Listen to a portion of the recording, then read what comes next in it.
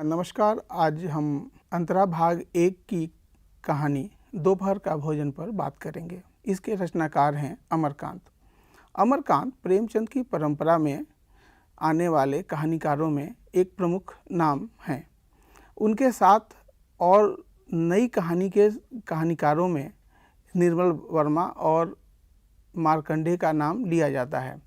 अमरकांत की कहानियों में जो मध्य वर्ग परिवार है, जो ग्रामीण पृष्ठभूमि है और जो गांव से निकलकर जो लोग शहरों में आए हैं, इनके जीवन के यथार्थ को व्यक्त किया जाता है।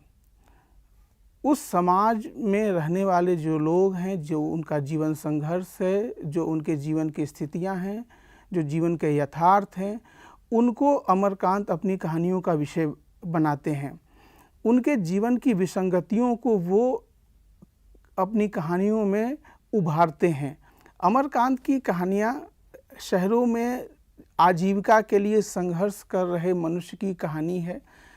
जो लोग अपने घरों को छोड़कर प्रवासी हो गए हैं, उनके जीवन की कहानी है।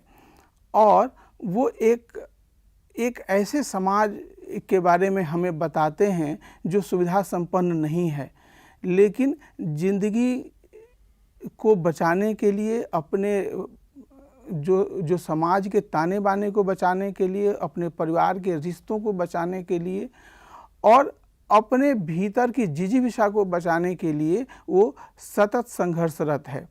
तो ऐसे समाज को व्यक्त करने के लिए अमरकांत उसी समाज में मौजूद भाषा का इस्तेमाल करते हैं। आम बोलचाल की भाषा है, जहाँ पर आंचलिक शब्द मौजूद हैं, जहाँ पर उस की भंगिमा मौजूद है, कहने का उसका अपना जो एक खास ढंग होता है वो मौजूद है। और अमरकांत की कहानियाँ इसीलिए हमारे ज़हन पर एक संपूर्ण प्रभाव डालने में सक्षम होती हैं। दोपहर का भोजन कहानी के लेखक अमरकांत का जन्म उत्तर प्रदेश के बलिया जिले के नगरा गांव में हुआ था। उनकी शिक्षा दीक्षा प्रारंभिक गांव में हुई, बाद में इलाहाबाद से उन्होंने अपनी पढ़ाई पूरी की। उसके साथ ही वो साहित्य सृजन में भी लगे रहे। अमरकांत ने अपने साहित्यिक जीवन की शुरुआत पत्रकारिता से की। सबसे पहले उन्होंने आगरा से प्रकाशित होने वाले दैनिक पत्र सैनिक के संपादकीय विभाग में काम किया। यहीं से वे प्रगतिशील लेखक संघ से भी जुड़े और दैनिक अमृत पत्रिका और दैनिक भारत के संपादकीय विभाग में भी काम किया। अमरकांत नई कहानी आंदोलन के एक प्रमुख कहानीकार हैं। उन्होंने अपनी कहानियों में शहरी और ग्रामीण जीवन का यथार्थ चित्रण किया है। वे मुख्यतः मध्य वर्ग के जीवन की वास्तविकता और विसंगतियों को व्यक्त करने वाले कहानीकार हैं। वर्तमान समाज में व्याप्त अमानवीयता, हृदयहीनता, पाखंड, आडंबर आदि को उन्होंने अपनी कहानियों का विषय बनाया। आज के सामाजिक जीवन और उसके अनुभवों को अमरकांत ने यथार्थवादी ढंग से अभिव्यक्त किया है।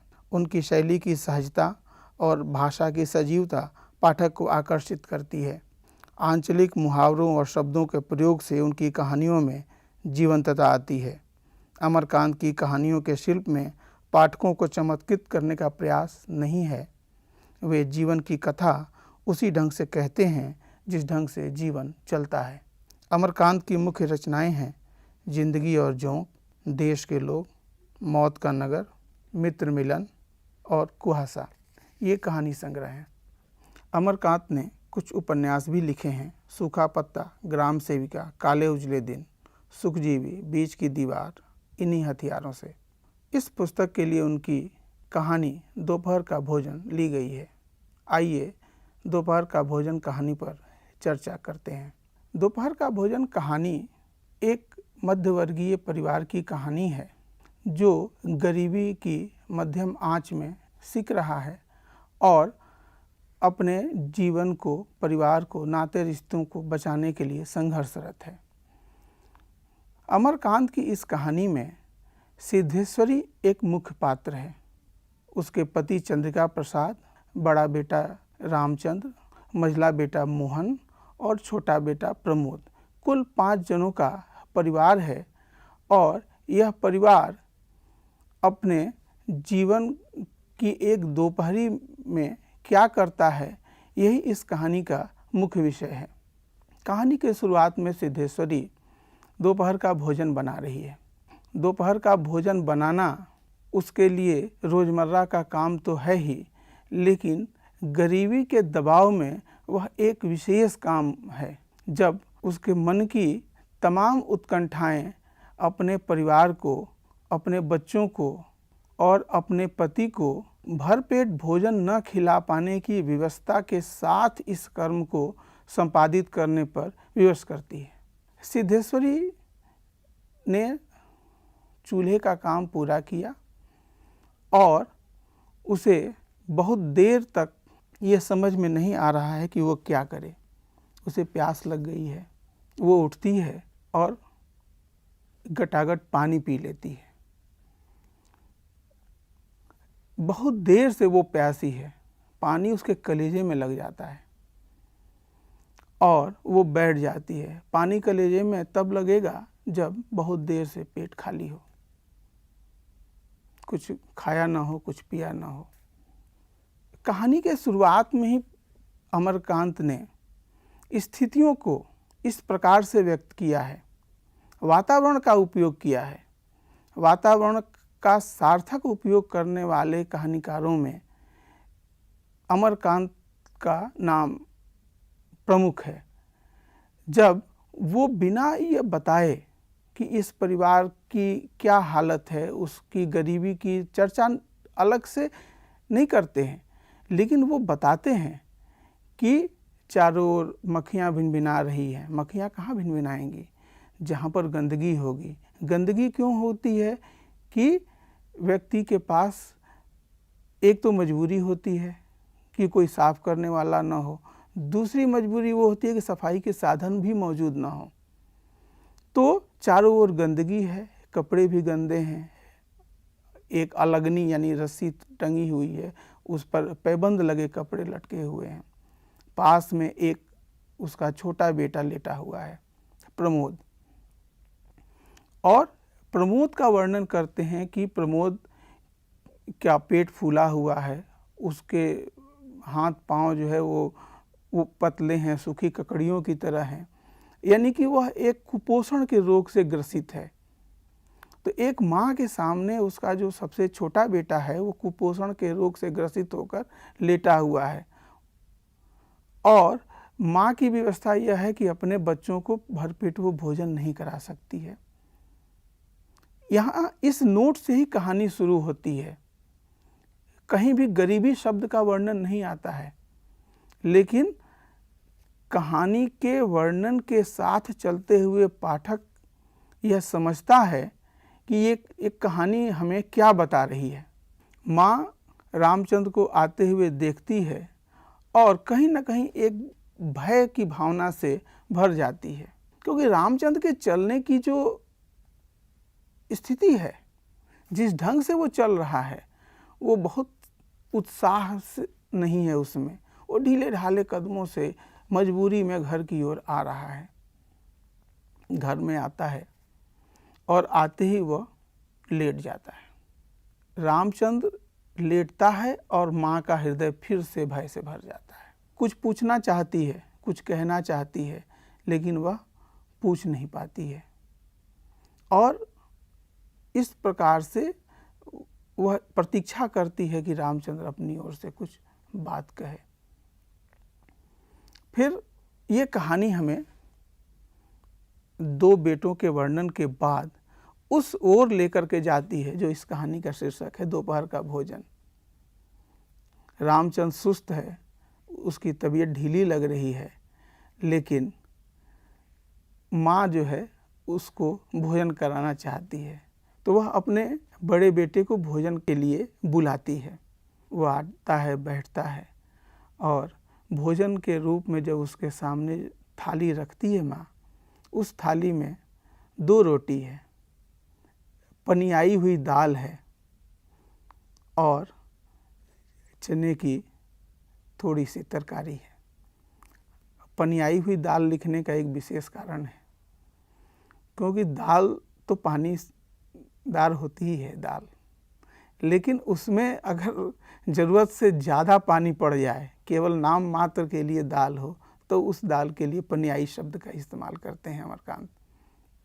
इस प्रकार से ये भोजन अपने बेटे को रखती है और वो एक विवश माँ का कार्य है कि अपने बेटे को वो ठीक से भोजन नहीं करा पा रही है और उस कारण से वह मन ही मन एक दर्द को बर्दाश्त कर रही है।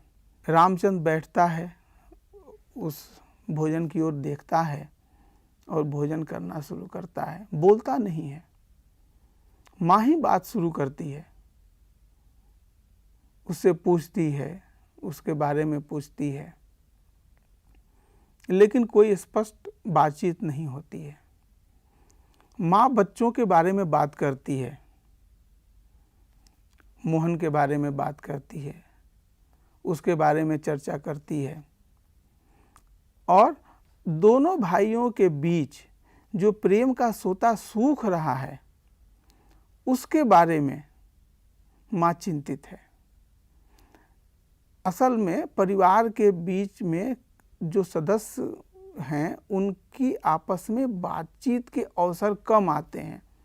सबके मन में ये डर है कि अगर बातचीत आगे बढ़ेगी तो उनके जीवन की जो सच्चाई है, यानी कि जो गरीबी का जो समय है, जो उसका यथार्थ है, वो कहीं ना कहीं उनकी बातचीत का विषय बन जाएगा और उसके बाद आगे बातचीत के रास्ते बंद हो जाएंगे।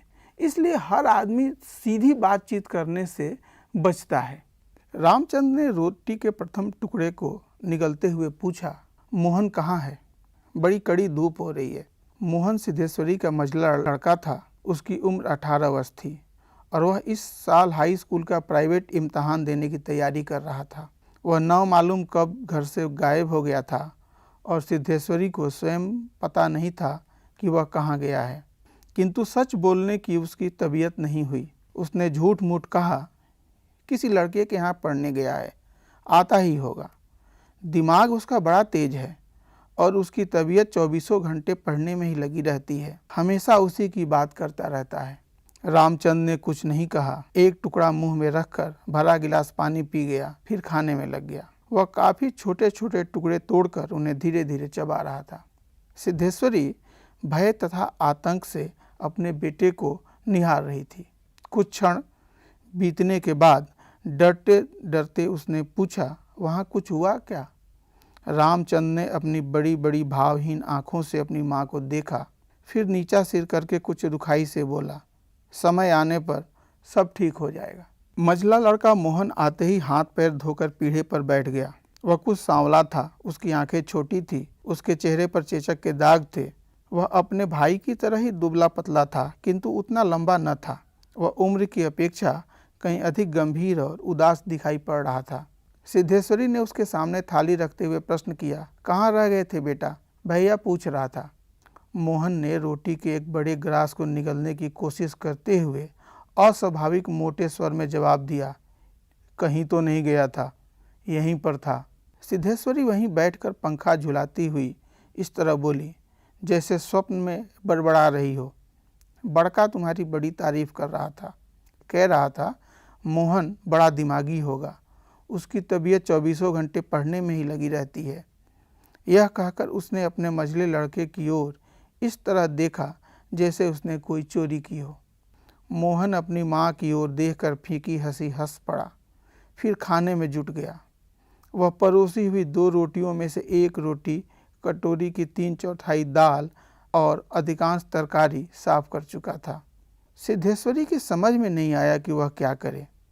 इन दोनों लड़कों से उसे बहुत डर लगता था। अचानक उसकी आंखें भर आई और वह दूसरी ओर देखने लगी तो सिद्धेश्वरी अपने एक बच्चे से दूसरे के बारे में झूठ बोलती है। बड़े बेटे रामचंद्र से मोहन के बारे में झूठ बोलती है, मोहन से रामचंद्र के बारे में झूठ बोलती है। वह यह कोशिश कर रही है कि दोनों भाइयों के मन में एक दूसरे के प्रति अच्छे भाव पैदा कर सके। अमरकांत ने इस कहानी के माध्यम से जो परिवार के बीच में बैठी माँ है, उस माँ की कोशिशों को सामने रखा है कि हर भाई जब अपने अपने जीवन की स्थितियों में रूखा होता जा रहा है तो माँ उसमें स्नेह डालने का काम करती है। स्नेह का एक अर्थ घी भी होता है, चिकनाहट होता है। तो वह उनके रिश्तों को थोड़ा और मुलायम बनाने की कोशिश करती है ताकि उनके आपस के प्रेम संबंध को बचाएं और परिवार को बचा सकें। दोनों भाई खा लेते हैं। मुंशी जी आते हैं। मुंशी जी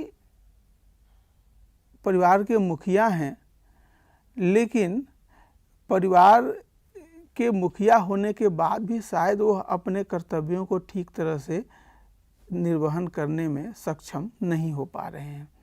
इसलिए मुंशी जी का जो व्यक्तित्व है वो एक दबा हुआ व्यक्तित्व है। मुंशी जी ने कटोरे को हाथ में लेकर दाल को थोड़ा सुड़कते हुए पूछा, बड़का दिखाई नहीं दे रहा। सिद्धेश्वरी की समझ में नहीं आ रहा था कि उसके दिल में क्या हो गया है, जैसे कुछ काट रहा हो। पंखे को जरा और जोर से घुमाती हुई बोली, अभी अभी खाकर काम पर गया है, कह रहा था कुछ दिनों में नौकरी लग जाएगी। हमेशा बाबूजी बाबूजी किए रहता है। बोला, बाबूजी देवता के समान हैं। मुंशी जी के चेहरे पर कुछ चमक आई। शर्माते हुए पूछा, क्या कहता था कि बाबूजी देवता के समान हैं? बड़ा पागल है। सिद्धेश्वरी पर जैसे नशा चढ़ गया था। उन्माद की रोगिणी की भांति बड़बड़ाने लगी। पागल नहीं है, बड़ा होशियार है। उस जमाने का कोई महात्मा है। मोहन तो उसकी बड़ी इज्जत करता है। आज कह रहा था कि भैया की शहर में बड़ी इज्जत होती है, पढ़ने लिखने वालों में बड़ा आदर होता है और बड़का तो छोटे भाइयों पर जान देता है। दुनिया में वह सब कुछ सह सकता है, पर यह नहीं देख सकता कि उसके प्रमोद को कुछ हो जाए। सिद्धेश्वरी की समझ में नहीं आ रहा था कि क्या कहे। वह चाहती थी कि सभी चीज़ें ठीक से पूछ ले, सभी चीज़ें ठीक से जान ले और दुनिया की हर चीज़ पर पहले की तरह धड़ल्ले से बात करे, पर उसकी हिम्मत नहीं होती थी। उसके दिल में न जाने कैसा भय समाया हुआ था।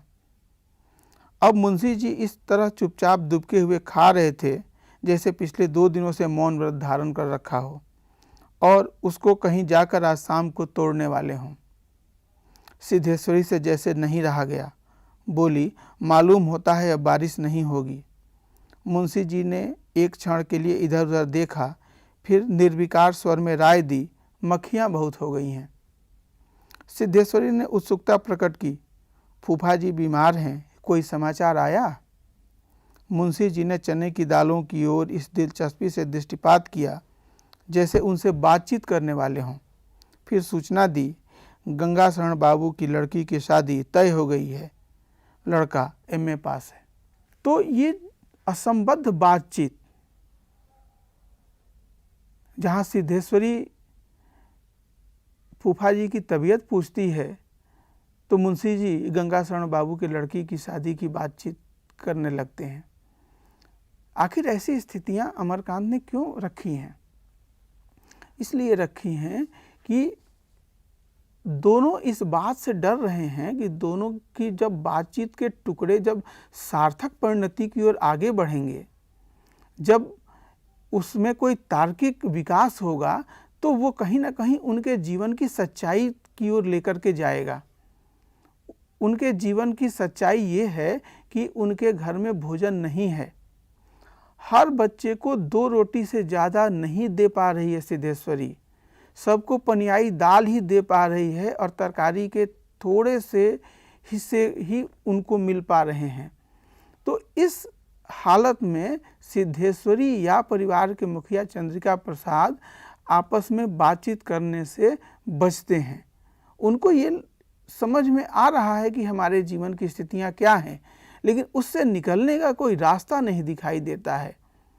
सिद्धेश्वरी यह कोशिश कर रही है कि परिवार के हर सदस्य से वह बातचीत करती रहे, उनकी उम्मीदों को वो जिंदा रख सके। उनके भीतर जो आपस का प्रेम जो सूख रहा है, उस प्रेम को भी वह स्नेहिल बनाकर रख सके। और इसी कोशिश में वह बार बार उन्माद की शिकार हो जा रही है। वो बहुत प्रयास कर रही है, भीतर से प्रयास कर रही है कि किस प्रकार से अपने इस टूटते बिखरते हुए परिवार को बचा ले। लेकिन गरीबी से निकलने का कोई सीधा रास्ता दिखाई नहीं दे रहा है और यही कारण है कि दोनों की बातचीत जो है असफल हो जा रही है। जब भी आगे बढ़ती है वह रुक जाती है। चंद्रिका बाबू को इसरार करके एक और रोटी देने के लिए कहती है और अपनी कसम दे देती है। हर बच्चे को कसम दे चुकी है, एक और रोटी ले लो।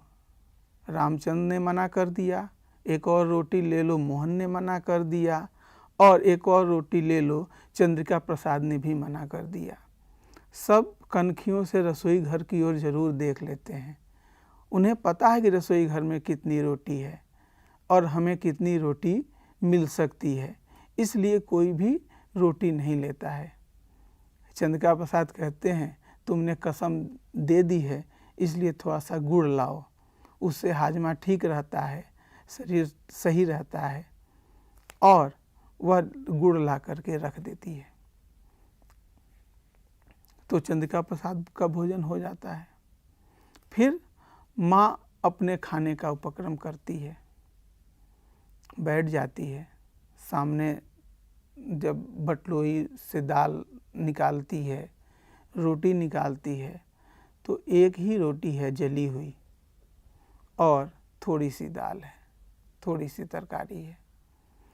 तो जो जहाँ परिवार के हर सदस्य को दो दो रोटी मिल रही थी, माँ के सामने एक ही रोटी है और वह रोटी भी उसके गले से उतर नहीं रही है। बहुत देर तक रोटी को देखती है, उसकी ओर अपना मन लगाती है, कुछ विचार करती है और उस रोटी के भी टुकड़े कर देती है। आधा टुकड़ा रख देती है कि जब छोटा बेटा उठेगा तो वह उस रोटी को खाएगा। तो सुबह से संघर्ष करते करते दोपहर के भोजन की पूरी प्रक्रिया में माँ थक रही है। उसके भीतर की जो हिम्मत है वो भी बार बार चोट खा रही है, लेकिन माँ अपने प्रयास को कहीं भी छोड़ती नहीं है। आधी रोटी प्रमोद के लिए बचा कर रखी है। वो बच्चा जो कुपोषित है, जो सोया हुआ है और उठेगा तो उठते ही फिर रोटी मांगेगा। चंद्रिका प्रसाद जा कर के सो जाते हैं। असल में स्थितियां सकारात्मक नहीं हैं, तो इस नकारात्मक स्थिति में चंद्रिका प्रसाद सो रहे हैं, प्रमोद सो रहा है, बाकी बच्चे भोजन करके अपने अपने काम में लग गए हैं। माँ जागृत है, अपने आंसुओं से ही वो एक नमी पैदा करती है, उस परिवार को बचाने की कोशिश करती है जो परिवार टूट रहा है। अमरकांत की ये कहानी हमें इस ओर लेकर के जाती है कि तमाम विपरीत स्थितियों के बीच एक परिवार कैसे लड़ रहा है। चंद्रिका प्रसाद के मन में ऐसा नहीं है कि हमें अपने परिवार को नहीं पालना है या कि रामचंद्र कोशिश नहीं कर रहा है। वह प्रूफ रीडिंग सीख रहा है, वह प्रयास कर रहा है, नौकरी पाने की कोशिश कर रहा है। माँ जब पूछती है तो सकारात्मक बात कहता है, कुछ हो जाएगा। वो एक सकारात्मक पात्र है, कहता है कुछ हो जाएगा। हो नहीं रहा है, अभी जीवन की जो हालत है उसमें कुछ हो नहीं रहा है। तो एक पूरा परिवार अपनी स्थिति को बदलने में अक्षम होते हुए भी अपने आपसी रिश्तों नातों को बचा करके और आगे जाने की कोशिश कर रहा है। दोपहर का भोजन कहानी एक ऐसी कहानी है जो कहानी की शिल्प की दृष्टि से एक सीमित स्थान पर घटित होने वाली कहानी है, लेकिन इसका प्रभाव जीवन में व्यापक है। जब हम समाज की बात करते हैं तो ये केवल चंद्रिका प्रसाद की छँटनी नहीं हुई है, वो एक विभाग में काम करने वाले पता नहीं कितने लोगों की छँटनी हुई है। पूरा समाज कैसे उसी समस्या से जूझ रहा है। तो एक व्यापक समस्या को बहुत सूक्ष्म तरीके से वो सिद्धेश्वरी के परिवार में रख करके और हमें दिखाने की कोशिश करते हैं। कहानी जीवन के यथार्थ को सामने रखती है और सकारात्मक भाव के साथ जब सिद्धेश्वरी अपने बच्चे के लिए रोटी रख देती है, वहाँ ये कहानी समाप्त होती है। अमरकांत ने दोपहर का भोजन कहानी में प्रेमचंद की परंपरा को आगे बढ़ाते हुए जीवन के यथार्थ को सामने रखा है और उस यथार्थ से वो आगे जीवन की उन स्थितियों की ओर भी लेकर के जाते हैं जहाँ पर कुछ भी घटित नहीं हो रहा है। ये एक बड़े समाज का यथार्थ है और ये हमारा जो वो तबका जो गांव से निकलता है, जो शहरों में जाता है, जो रोजी रोटी के लिए पलायन करता है और वो जब जाता है नौकरी की तलाश में और नौकरी के मिलने और छूटने का सिलसिला चलता रहता है, उस दौरान निम्न मध्यवर्गीय जीवन में क्या घटित होता है, कैसे वो परिवार अपने आप को संभालते हैं और कैसे फिर ज़िंदगी की जद्दोजहद में आगे बढ़ते हैं, इस तथ्य को लेकर के आते हैं अमरकांत और हमारे सामने रखते हैं। हमारी संवेदना को वो एक तरह से यहाँ पर जगाने की कोशिश करते हैं ऐसे लोगों के प्रति जो अपनी ज़िंदगी की एक कठिन लड़ाई लड़ रहे हैं। सिद्धेश्वरी उन तमाम लोगों का प्रतीक है जो अपने प्रयास से अपने परिवार को बचाने की कोशिश करती हैं। स्त्री है, स्त्री की परंपरा में वह भारतीय समाज का वह चरित्र है जो यह बताती है कि जो परिवार में अभाव हो तो भी उसको हम बचाने की कोशिश कर सकते हैं और बहुत हद तक उसमें सफल हो सकते हैं। इस कारण से सिद्धेश्वरी इस कहानी की एक प्रमुख पात्र बन करके सामने आती है। ये कहानी हमें हमारे इस जीवन को समझने के लिए, एक समाज की जो विडंबना है, जो गरीबी से जूझ रहे परिवारों की जो जीवन स्थितियां हैं, उनको समझने के लिए एक दृष्टि देती है और आगे हमें उससे जूझने के लिए भी तैयार करती है। धन्यवाद।